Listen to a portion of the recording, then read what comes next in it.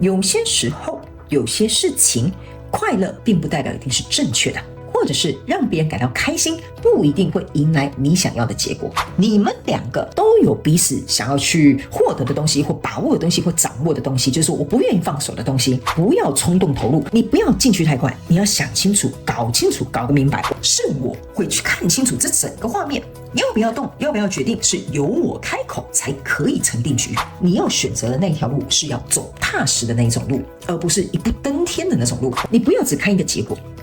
你要看一个大画面。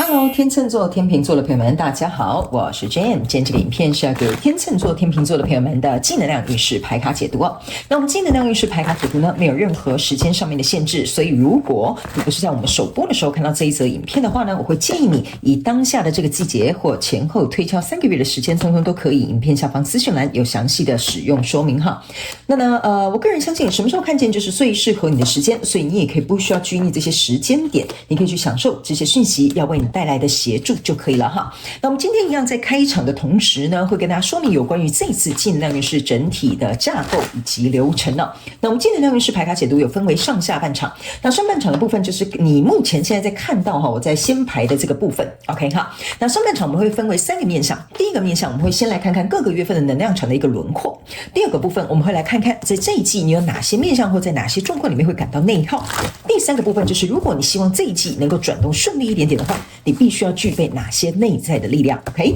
那紧接着我们就会进入到下半场的延伸牌卡解读。那在下半场的延伸牌卡解读，我们会分为5个面向来做一个详细的分析以及解说。首先第一个部分，我们会先请宇宙用宇宙验证牌卡直接来验证在上半场我要跟你说明的各个月份的能量场的现状、症结点以及细节，还有可能会发生的事件。第二个部分，我们会来看看在各个月份的这个过程当中呢，你有哪一些需要改变的旧有的模式。在第三个部分，我们也来超前部署看一下在各个月份你有哪些呢可能会明显卡关的点，我们也先来替你超前部署哈。第4个部分呢，我们会来看看经历过这一季之后，在各个月份你会拥有哪些全新的能力。最后一个部分呢，我们会就是透过传讯者我来听看看天使跟宇宙有什么样的讯息，希望透过我传递这个口说的方式来告诉你，好不好？也就是我们天使跟宇宙传讯的部分。好，那以上报告完毕呢，我们跟新来的朋友们说明一下，等一下我在解牌的过程当中，我会讲第1个月跟第2个月跟第3个月，这并不代表是今年的1、2、3月份，而是指这一季当中的首月、次月跟末月 ，OK 哈？因为新来的朋友们可能不太了解，那我们就帮他们说明一下。好，那以上报告完毕，我们就准备进入到这一次你的正能量运势牌卡解读。那就请天秤座、天秤座的朋友们给我一点时间，让我去感受你能量场上面的呈现跟细节哦。好，请稍后哦。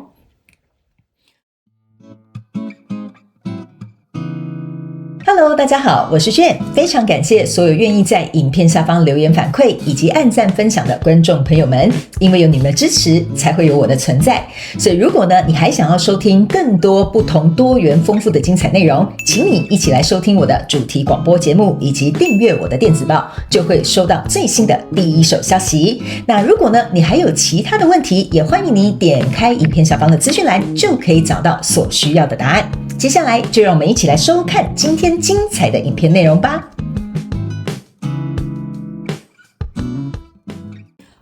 我觉得呢，天秤座的朋友们在这个季度过程当中哈，我觉得你要有几个点，我先提醒你一下，然后我们等一下再一起来看轮廓哈。首先第一个，我觉得你要很明确的敏锐一点点去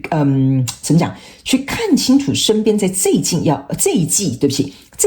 靠近你的人 ，OK？ 他不一定是如同你所想的那么的深情或重情重义，或者是比如说像如同他所说的一样 ，OK 哈？这是第一个。第二个部分呢，我个人认为呢，你在这一季是站在一个非常重要的一个转折点，但是呢，这会考验你愿不愿意去做一个改变，然后呢，你愿意牺牲多少的资源吗？或者是多少的你想牺牲的什么，或者是交换这样子的一个状态？因为呢，我觉得在这一季哈，天秤座的朋友们，你的状况呢？我刚刚这样讲哈，叫你注意那几点，不是说什么这一季好像会变得很衰哈，不是的，是这几点你要特别注意，其他应该大致上没有什么太大问题。可是偏偏就是因为这几点，会很容易让你在这一季可能自己挖了一个坑给自己跳。因为我觉得你这一季不是说谁会陷害你，或有人来什么对你有什么坏心眼，都不是哦。你这一季你的状况是有一点比较容易挖洞给自己跳，然后所以我才会告诉你，我们这种挖洞给自己跳的错误呢，我们就不要犯了，好不好 ？OK 哈，好，我们接下来呢来讲一些简单的轮廓，然后下半场延伸牌卡解读做一个详细的分析，你可能就会更加了解、清楚明白里面相关的一些状况，好不好？哈，来，首先呢，在第一个月份呢，你抽到的是一个钱币4，一个国王牌卡，一个这个是命运之轮哈。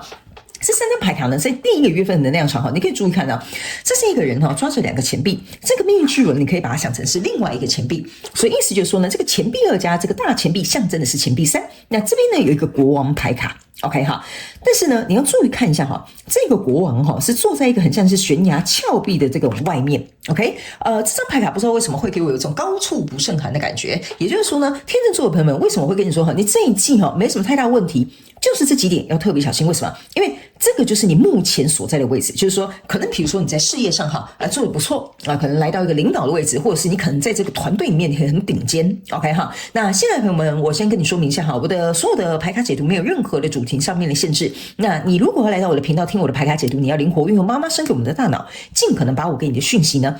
能够给你提供最大的这个利益化 ，OK， 所以你要灵活呢，自己套用在你交手的这个相关状况、人事物、事件、梦想或目标，甚至是关系或者是投资项目里面，通通都可以，好吧？角色可以互换 ，OK 哈，好。所以呢，我跟新朋友交代完之后呢，我这边就简单举一个例子，我就以工作来说，好吧哈。假设呢，你就是在这个工作领域范围，你现在可能就是在这个团队里面就是顶尖了或者是你是一个主管级的阶层这个就像这个 emperor， 就是你这个人在这个你所处的这个状况里面，不管是关系、工作、合作呢，你算是一个佼佼者。OK， 比如说放个名声出去，大家会知道说，你在讲的那个就是天秤座啊 ，OK 哈，所以呢，你在你的领域范围我个人会感觉呢，大家会对你略知一二哈。那略知一二的这个一二的过程当中你可以注意看到这个人他们家是家徒四壁的。OK 哈，就是有点破破烂烂的然后呢，没有什么好像很漂亮的一些装饰然后呢，这个人呢却紧抓着他手上这2个钱币。OK， 这2个钱币呢，有一个很明显给我的一个感觉，就是说呢，你虽然在这样子的位置，但是你很怕你手上的这些东西，比如说资源也好啦，位置也好啦，或者是奖金也好啦就是我继续用工作举例你们可以自行套用在你的状况里面你很害怕也如果一个不小心一个闪神你就怕有人会取代你。OK， 或者是有竞争者出现，或者是可能就会失去一些可能你多年经营的一些什么东西。OK， 所以呢，这个命运之轮加上这个钱币，象征你就是钱币3，就是说你很害怕你现在应该说你所身处的这个相关状况、人数、事件、梦想或目标里面呢，你很害怕这个合作非常有可能会被推翻。或者是被搅乱或者是比如说你疏忽，然后他可能就飞走了或者是可能就要重新洗牌了。因为这个命运之轮给我一种感觉，就是呢，它是有一种重新洗牌的感觉在里面所以我不知道你现在交手这个人数在第一个月份为什么会有这个重新洗牌的这个能量场。有可能或许就像我讲的，公司可能会有一些人事上面的变动，或者是比如说你们这一段关系可能有一个人他的这个生涯规划可能有一个改变，所以你的关系可能有所生变。甚至是呢，比如说假设好了，如果是以比如说你在求学或者是你现在可能想要读什么硕班这个就有点像是说你这个状况不错，但是这个命运之轮就有点像是说呢，因为可能招考的条件改变了，所以你原本准备的东西可能就不够用了，或者是就不符合他们的要求了我尽可能在第一个月详细的去尽可能灵活的举几个例子，那接下来就要靠你们自己了。OK 好，所以呢，第一个月我觉得你会觉得我的位置不错。但是我心里隐隐约约好像哪里就是会有点紧张，会有点担忧来到第2个月份的时候呢，这边是一个钱币侍者，然后呢这边还有一个这个是对不起，这是钱币侍者，对，这是钱币骑士。然后呢，这一张是一个圣杯侍者 ，OK 哈。为什么我会跟你说呢？刚刚在开场的时候，我会说你可能要稍微注意一下，在你身边靠近的人到底是打着什么样的算盘那他们是不是真的如同像他们跟你讲的，我是一个怎么样的人你跟我合作会怎么样，或者是你跟我在一起会如何这个就是个圣杯侍者。你注意看这个人在看他的圣杯的时候，是有一种很迟疑、很怀疑的一个感觉。为什么呢？因为他就是有嗅出一个奇怪的味道。OK 哈，你就可以把它想象成它嗅出一个奇怪的味道哈。为什么我会这样告诉你呢？原因就是，比如说假设在这里哈，你原本在这边坐的好好的位置。然后呢，你的主管可能就跟你讲说，天秤座的朋友们，你再多加班一点点，或者是呢，我派你去国外哈，什么等等之类的哈。那这样子呢，你可能回来之后，你混过一场这个什么过一个海洋的海水哈，可能回来之后呢，你可能就可以再升一个位置哦哈，或者是有一个人来接近你啊，他跟你讲说，天秤座的朋友们，我真的好喜欢你哦，对不对 ？OK， 你跟我在一起，就不要太担心啊，就把工作辞掉好了，我养你哈。比如说类似像这样哈。我讲了几个比较极端的例子，就有点像是说，这个人虽然丢了一个球给你，丢了一个状况给你，但是你要知道他是不是真心诚意，还是说他的背后打一些什么小小算盘，可是呢，你却不知道或不以为意。那你可能在这个状况过程当中，你要注意哦，为什么会说你可能会挖坑给自己跳的原因，就是他这样讲。他这样说，你不一定要答应他，你不一定要跟着他的剧本去演，你不一定要觉得他讲的一定是真的 ，OK？ 但是如果你很简单的就去轻信了之后呢，那这就是你自己挖坑给自己跳，因为你就答应他说好，那我外派或者是我把工作辞掉那我们俩就在一起吧。OK， 所以等于是说，这个来找你的这个人数，你可能要特别注意跟特别小心。还有一件事情呢，这张牌卡是钱币4加上这个钱币这个钱币1哈，就是个命运之轮哈。钱币4加钱币1呢，其实说实在的哈，它象征的就是钱币5。钱币5的意思就是说，有一个人会很明显知道你的弱点在哪里。还有他很清楚知道哪个地方是你脆弱的地方，或者是他会知道说哪个地方你自己没什么太大自信。OK 哈，所以来到这边呢，这边有一个钱币侍者跟一个钱币骑士。那这边呢，4加1等于钱币5，加上这2颗就是钱币7。钱币7象征的意思就是说，在第2个月你要看清楚，先不要过分的投入。意思就是说，公司如果要派你去外派殊不知是发配你去边疆，只是你不知道而已 OK 哈，或者是这个人说要把你辞掉，叫你辞掉这个工作这家我养你，其实他可能要把你偷偷关紧闭哈 OK 哈，我是讲比较夸张了哈，就是说他不让你接触外界，他想要让你在他掌控之中。所以呢，你去想这个钱币4加钱币5加上这个钱币2两张一起的时候，就是说你要先停一下。看一下这个状况值不值得投入？为什么呢？你注意看这个人是拿着这个书在看这个钱币，很认真的研究。这个人是拿着一个骑士你看他笑得很诡异的他跟你讲说，今天做朋友们，这个最好了给你。他给你之后，你觉得怀疑，他把圣杯递给你，你在这边闻这个圣杯，觉得哪里都怪异。所以我才会跟你说，第2个月是一个非常重要的一个关键点，你一定要去搞清楚这个跟你交手人事物。到底他提出来的条件或这些状况或他所作所为，到底是不是如同他所想 ？OK， 但是呢，我要教你一个解套的方法，但是等一下再告诉你哈。来到后面这个第3个月的时候呢，你在这边抽到的是一个权杖6跟权杖4，然后这边还有个 Hierophant。注意看，权杖6加权杖4加起来是权杖10，象征的意思是说，如果在这里在第2个月份你没有做出明智的决定或选择或判断的话，你会背负非常大的责任。这个责任非常有趣的一个地方就是这是一个 Hierophant， 这个 Hierophant 呢是一个比较黑暗型的 Hierophant， 意思就是说来，他跟你讲说，来吧，辞掉工作，我在家养你你在家我养你这样子，或者是呢，公司说讲得很好听是找你去外派，殊不知把你派发去边疆。你看似这个 Hierophant 象征的就是说，你看似实质上好像有升迁，好像有人养你你就不用工作了，好像很棒 OK， 但是你要背负的是这个权杖6，就是说这个假象的很美好。会让你发现哇，原来里面竟然是空無一物，好，就跟这个破烂的废墟是一样的道理。所以我才会跟你说，你原本在这边这个钱币4你原本做得好好的，你很紧张很担忧就说我可能一个不闪身可能不小心可能就被抢走。但是你要去想这个人为什么要来，就是在测验你、挑战你、考验你。OK， 如果你在这边自认为自信心不足，或者是呢看到一个浮木你就想要扒上去，那我可以告诉你，这个破烂的房子只是住到另外一个更破烂的城堡而已。所以我才会告诉你，这个季度你有可能会挖坑给自己跳的意思就是说呢，如果假设你在第2个月份你没有做好这个选择跟决定的时候，你只是从你这个坑掉到另外一个坑，那另外那个坑也是你自己挖的，好吧 OK 哈，所以我才说，只要你能够明辨是非，你可能就会在这一季闪过一劫 OK。 但是很大部分的天秤座的朋友们，我必须要告诉你这个没有闪过的大概占有 70% 到 80% 的比例，我必须要这样告诉你。为什么？等一下在下半场的延伸牌卡解读的时候，我会告诉你怎么去解这个东西我们下半场用宇宙验证牌卡，他们要我告诉你用验证牌卡来跟你做一个说明，你会更加了解 OK 好，那接下来我们来看第2个部分在上半场的部分，我们来看看你在哪些状况跟面向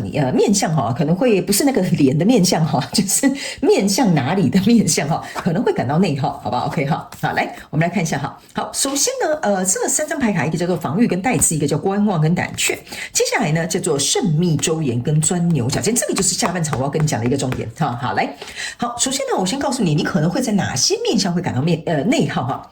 他没有告诉你一件事情呢，我觉得呢，这个跟你交手的这个人事物或者是机会哈，或者是这个合作哈，其实说实在的，我觉得他们为什么会说哈，他们抓到你一个软肋，或者是知道你的弱点，可能也知道你的喜好。那这个防御跟带刺象征的意思就是说呢，因为为了他们要打破你的这个防备心吧，我就这样简单说哈，或者是要让你放下心中的疑虑，或者是要让你比较松动你的这个防备哈，就有点类似像这样子 ，OK 哈。所以在这一块呢，他们呢非常有可能会声东击西。什么叫声东击西？你看哈，这边有很多人在说嘴啊，就说你看那个天秤座的朋友们啊，那全身现在都带刺或什么的。这个时候就有点像说哈，这些人就会在这边讲你哈，这个是天秤座哈，就是你本人。他说你看他好傻哦，这么好的工作机会还不敢去外派，你看外派包吃包住又怎么样，然后什么什么等等之类，他们可能会用一些外力。或者是一些你本身这里就是一个弱点，就是你不想被别人说嘴，你不想被别人看不起，你不想被别人怀疑你的能力哈，非常有可能就是利用这几个点，这也就是你的弱点 ，OK， 让你能够放松掉你的防御。但是呢，因为你在听到这些人碎嘴或他们做一些动作，或者是他们就是用一些比如说大众的压力的时候哈，这个就会让你很内耗。OK 哈，因为你可能原本想一想，你就说我不要去啊，我为什么一定要去？我现在在我自己的这个国家，这样就很好了，我为什么一定要派出去，对吧？但是旁边就是会有一封风声啊，会有一些意见啊，会有一些想法啦，这些东西会让你在这个过程当中很拉扯，所以你会很内耗。再加上你原本有自己的想法，这是很好的一件事情。可是他们的声音可能会大到让你怀疑自己。OK， 所以这个呢是某部分的内耗，然后呢来到这边呢，这是一个观望跟胆怯。OK 好，那你注意看到下面这边是很热闹，然后这个人是在2楼偷偷的看着下面很热闹的这群人，好像过得很开心很快乐。OK， 这个也是为什么会让你感觉到内耗的一些面向或状况，原因是因为呢你自己本身也会考虑，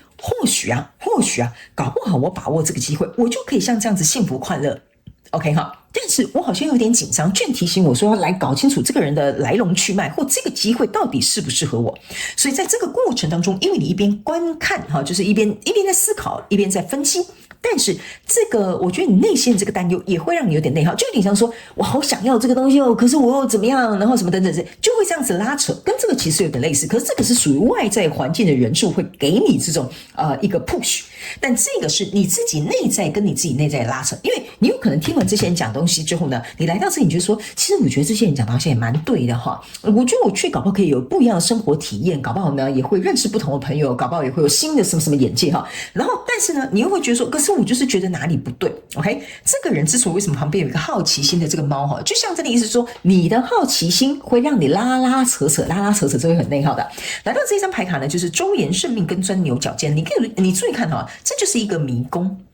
OK， 这个迷宫就是为什么会说你不要去挖坑给自己跳的原因，就是因为你看到你在这边发抖躲在这里哈，说实在的，从这边走过去，这条路就过去了。对吧哈？但是呢，你会把它想得很复杂。OK 哈，如果我不去会怎样？我去会怎么样？那我去可以跟谁一起去？如果我不答应他，他会不会生气？那或者是呢？比如说还是说我一半一半好了哈？你就是会在那边想太多，钻牛角尖，所以这个也会让你感到内耗，因为有可能你想要走出这个困境。你懂我意思吗？我想走出这个困境，但是我也想要拿到这些属于我的利益嘛，是不是这样说？所以在这个左思右想过程当中，你也会容易感到内耗。好，那如果在这一季呢，你希望一切顺利，可以开始转动，你内在需要具备哪些内在的力量呢 ？OK， 好，我们来看一下，好，来。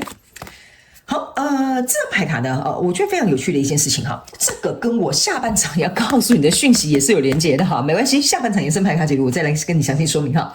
这张牌卡非常有趣，他们说你要能够有开始转动的开始转动这一个情势的这个内在力量会是什么呢？他们要我告诉你一件事情，就是说你要相信你自己的答案。OK， 你要相信你自己的答案。OK 哈，为什么呢？因为天秤座的朋友们哈，你也不是第一天出社会，你也不是好惹的哈，你也不是就是那种就是第一天出来混的，是不是这样说？对吧？所以呢，他们要告诉你哈，你要能够让这件事情顺利开始转动内在力量。第一个就是第一，相信你自己的直觉。第二个部分，他们要告诉你，当你收集到所有的资讯，或者是这个人给你所有的机会的时候呢，他们要我跟你说，你先不要去管这个答案，这个机会是好还是不好，还是我会怎么样或我不会怎么样，因为这个就是这个人头上的这个蓝色的月亮。OK 哈，所以呢，你有可能会抓着这个好跟不好，可能跟这个人来来往往问一些东西哈。他没有跟你讲的，其实呢，你可能不用问他，你自己光是相信你自己内在的这个怎么讲，内在的这个就是你对你自己的信任或者你自己的能力哈，或者是你自己去把它理清楚。你只要这样子做，你只要冷静下来，不要被拉着走，其实这件事情反而会顺利。这张牌卡是要告诉你，让这件事情顺利转动的力量，就是尽可能去收集对方给你的资讯。好，正好听起来好像有点矛盾哦。你叫我不要就是掉入他给我的这个陷阱，那现在又叫我收集这些资讯。听我解释一下，就是说这边收集好资讯，全部都给他收进来，但并不代表你要听进去或借由这些资讯做决定，而是聆听你自己内在的声音跟你自己的直觉，去看看这些资讯到底有没有可供参考的这个参考价值，或者是它10成里面会不会有8成是假的哦，有7成是就是讲大话的 OK 哈，所以这个就是你在这个过程当中，如果你希望这件事情很顺利进行的话，你的内在力量需要具备的2个东西 OK 哈。好，所以接下来呢，我们就要进入到这个下半场延伸牌卡解读了。那是下半场的延伸牌卡解读呢，我们会分为5个面向。首先第一，我们会把刚刚各个月份的能量场做一个症结点细节或可能会发生的事件来做一个详细的分析跟说明。第2个部分，我们会来看看每个月份你有哪些需要改变的旧的模式。第3个部分，我们会来看看在各个月份过程当中，你可能会遇到哪些卡关点哈。那我们就来超前部署 OK。第4个部分，各个月份可能会有哪些全新学习到的能力，也一样会跟你公开 OK。最后我们就会到大家最喜欢的天使跟宇宙传讯的部分啦。所以呢，如果你也想要来到我们下半场的延伸牌卡解读，那我们下半场的延伸牌卡解读的连结就在这则影片下方的资讯栏第1行，你会很轻松找得到。欢迎你们以行动来支持本频道 OK 哈。好，那以上半场的基础轮廓提供给天秤座的朋友们做一个参考，希望能够为你带来一点帮助，也非常感谢天秤座的朋友们来收看我的影片，也希望你会喜欢。那我们就下半场延伸牌卡解读见咯，拜拜。